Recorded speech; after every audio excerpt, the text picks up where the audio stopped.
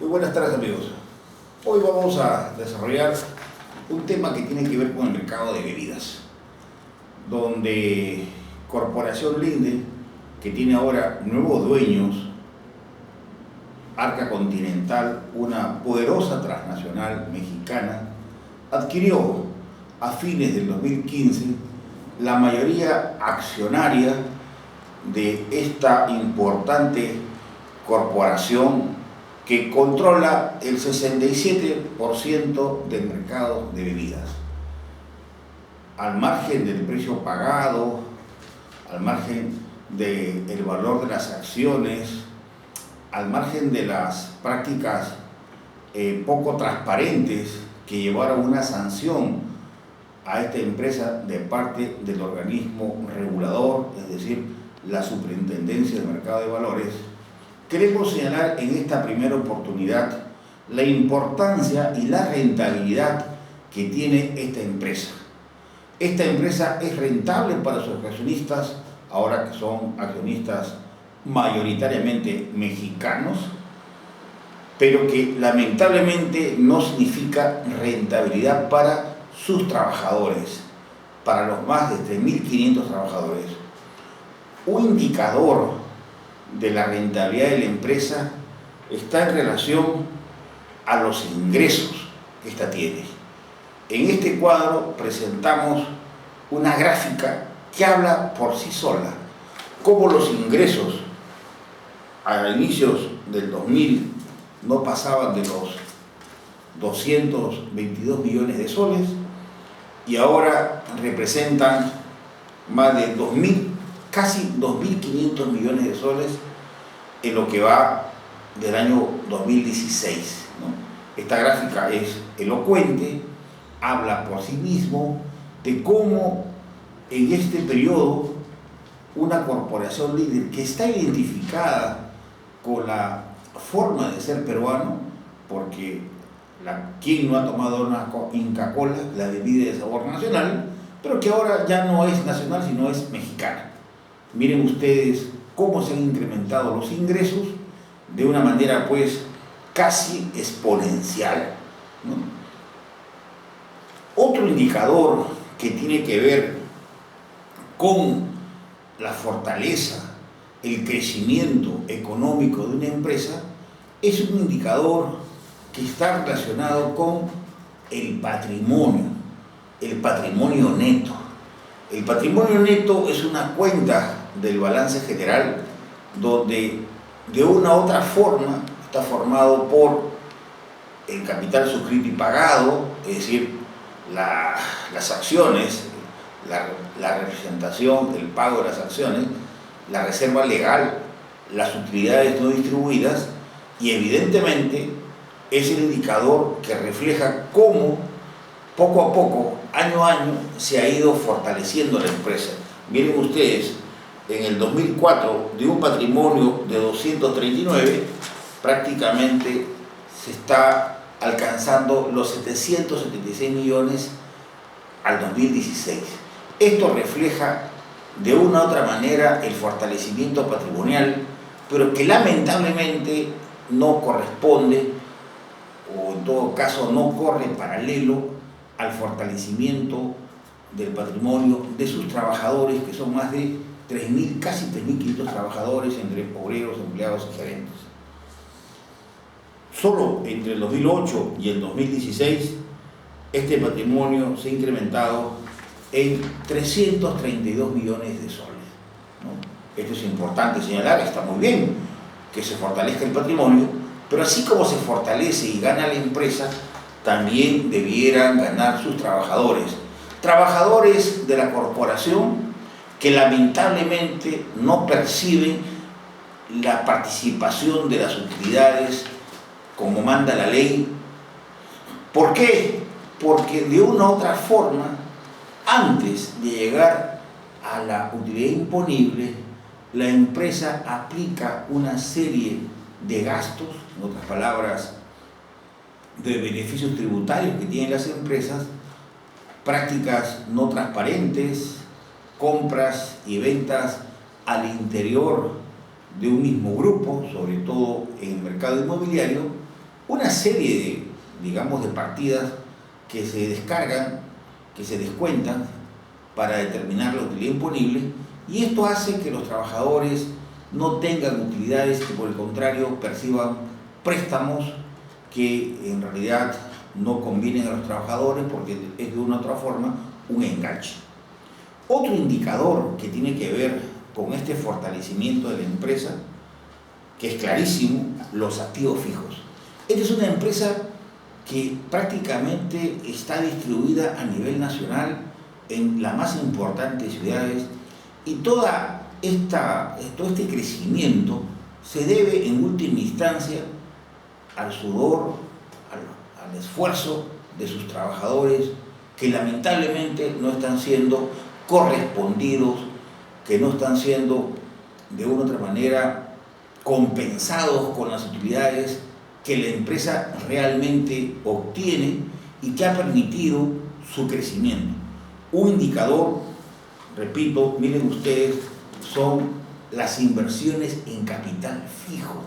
Miren, de un capital fijo, de un activo fijo de 189 millones de soles, al 2016 tienen más de 2.166 millones de soles. Este es otro indicador que nos expresa pues cómo se ha capitalizado, cómo han invertido, y estas inversiones que están bien y que deben ser de una u otra manera reconocidas, pero también la inversión más importante es en capital humano, es decir, en los trabajadores, con buenos salarios, buenos beneficios. Esto lamentablemente no está pasando, y esto ha significado que los trabajadores del sindicato más importante, en este caso Sinatrel, hayan llevado a cabo una paralización de 48 horas el 28 y el 29 de marzo pasado. Esta es la verdad, porque en última instancia es la otra cara de la moneda. La empresa gana, la empresa se fortalece patrimonialmente, adquiere más activos fijos, pero sus trabajadores no perciben las utilidades que debieran percibir. De una u otra manera, miren ustedes, cuando decíamos que esos activos fijos están distribuidos a lo largo y ancho del país, con plantas que van desde la más moderna, en Pucusana, que eso significó una inversión superior a los 200 millones, y que en la práctica, 200 millones de dólares, que en la práctica está distribuida pues en Arequipa, en el Cusco, en Iquitos, en Huacho, en Huancayo, Lima, Zárate, Callao, donde de una u otra manera estas inversiones, este crecimiento, esta presencia de Corporación Líder, en última instancia, ¿cómo se financia? Con las utilidades no distribuidas de los trabajadores, con el excedente generado de los trabajadores, es que tenemos estas inversiones que tienen que ser depreciadas, que tienen que ser descontadas, y que afecta evidentemente la distribución de las utilidades, y la empresa lo que hace es otorgar préstamos que son cuestionados por los trabajadores. Estamos hablando de una empresa líder en cuanto al mercado de gaseosas y bebidas. ¿Por qué? Como ustedes verán en este cuadro, es una empresa que envasa, distribuye a nivel nacional Inca Kola, Coca-Cola, Fanta, Crush, bebidas energizantes, Sprite, ¿no? O sea, un mercado súper rentable. Vamos a tocar en otro escenario, en otra oportunidad, ¿cuánto paga por el agua esta empresa? En realidad creemos nosotros que los bajísimos precios que paga esta transnacional por el agua hace pues que en última instancia tenga bajos costos de producción, ¿no? Porque el agua es el principal elemento conformante de las gaseosas y las bebidas, llegando a lo paradójico que un litro de gaseosa cuesta más que un litro de combustible ponderado, promedio.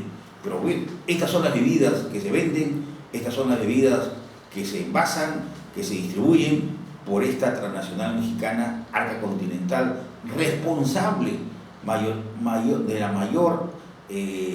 acciones, la mayoría accionaria en Corporación Linde con más del 61%.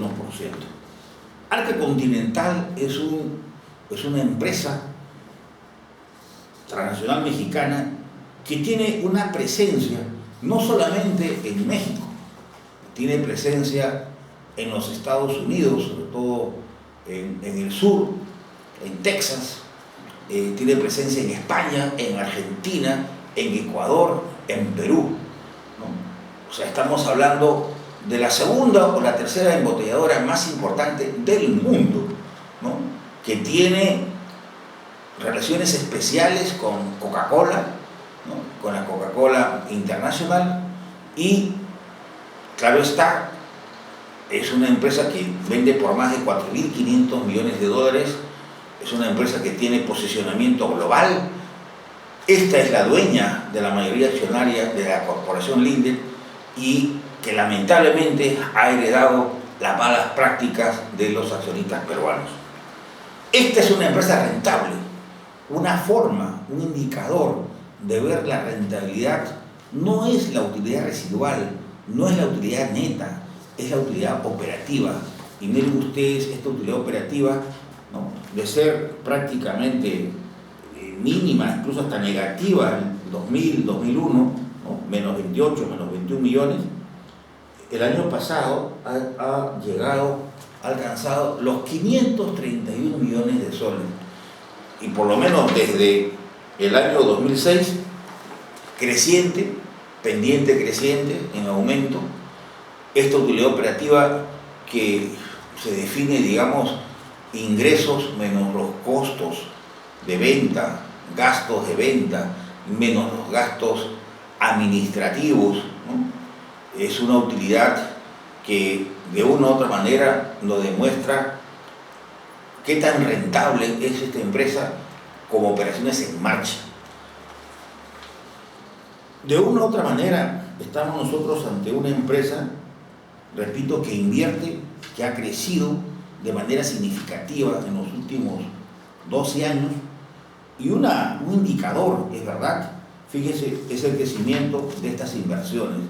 Estas inversiones han sido financiadas con préstamos, han sido financiadas con utilidades no distribuidas a sus trabajadores, con endeudamiento, es verdad, pero repetimos, ¿no? La mejor inversión es en capital humano, en buenos salarios, en buenas condiciones de trabajo, beneficios para sus trabajadores.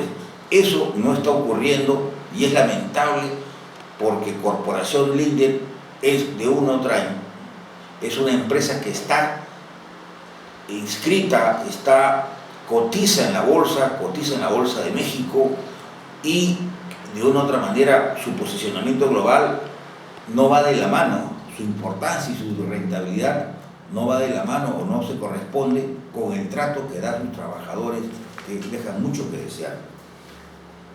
El año pasado, ¿no? Fíjense ustedes, el año pasado ha sido un año muy positivo, porque tanto los ingresos como la utilidad bruta y operativa, la utilidad neta, ha crecido de manera significativa. Este es un cuadro que me dice claramente, con los estados financieros auditados al 2016, cómo ha crecido, ¿no? En más del 7% los ingresos, cómo se ha incrementado la utilidad operativa y la utilidad neta, que fue negativa en 2015 desde el punto de vista de la utilidad neta, en caso 88 millones de soles, prácticamente pasa a ser 240 millones de soles positivo en 2016. Sin embargo, para el 2016, por el factor arrastre de pérdidas, por gasto tributario, en la práctica, para el 2016, la empresa ya distribuyó, o mejor dicho, ya anunció que va a seguir con la política de préstamos que son lesivos a la dignidad de los trabajadores, y de allí una fuente renovada de conflictos. El mejor indicador de la rentabilidad, decíamos nosotros, es la utilidad operativa. Pero si a esa utilidad operativa le sumamos la depreciación, la amortización, la serie de gastos que no significan salida de capital de la empresa, pero que sin embargo se cargan a costos, la depreciación, especialmente la amortización, que le otorgan flujo de caja a la empresa. Miren ustedes, si le sumamos la rentabilidad operativa más los gastos no desembolsados, ¿no?, pero que se cargan a los costos, básicamente depreciaciones, amortizaciones, deterioros de activos y todo lo demás, más las provisiones, prácticamente esto que vamos a llamar generación interna de recursos, otros le llaman EBITDA, en la práctica supera los 750 millones de soles en los últimos tiempos. Creemos que esta rentabilidad, que es la verdadera rentabilidad, debiera servir de base para un acuerdo entre trabajadores y empresas, para que de una u otra manera, así como gana la empresa, puedan ganar los trabajadores, puedan beneficiarse los trabajadores. Esta es una verdad desde el punto de vista de la teoría económica, y creemos nosotros que los trabajadores tienen el pleno derecho a cuestionar esta política de préstamos que, repito, son lesivas a la dignidad del trabajador. Porque si un trabajador sabe que la empresa está generando más producción, más ingresos, mejor margen en el mercado, bajos precios del agua, creemos nosotros que los trabajadores tienen todo el derecho en exigir utilidades. Por eso, acá el mismo cuadro que tiene que ver con la generación interna de recursos, que, repito, es creciente, ¿no? Es el verdadero indicador. La generación interna de recursos ha crecido de manera significativa en los 2 últimos años, y de allí creemos nosotros que hay un margen, ¿no?, importantísimo para que tanto la empresa como los trabajadores tengan políticas de win-win, del gana-gana, porque políticas donde la empresa gana y cierra con todo no son favorables, no son sostenibles, y de ahí una fuente renovada de conflictos. Nosotros creemos que estas políticas de prestar a los trabajadores, de endeudar a los trabajadores, como podemos ver, estos son los préstamos que se hacen al personal, que es una política que hace la empresa para sustituir, ¿no?, el pago justo en la distribución de utilidades. Creemos que, repito, resulta lesiva a la dignidad de los trabajadores y es una fuente renovada de conflictos. De ahí que hacemos una invocación a los accionistas de Arca Continental, a los responsables de Arca Continental, de que cambien estas viejas prácticas que, repito, son fuentes renovadas de conflictos que debemos superar en aras de la productividad, en aras de la rentabilidad, en aras de la imagen reconocida que tiene Arca Continental, no solamente en el mercado mexicano, sino en los países que hemos mencionado. Muchas gracias y continuaremos en otra oportunidad.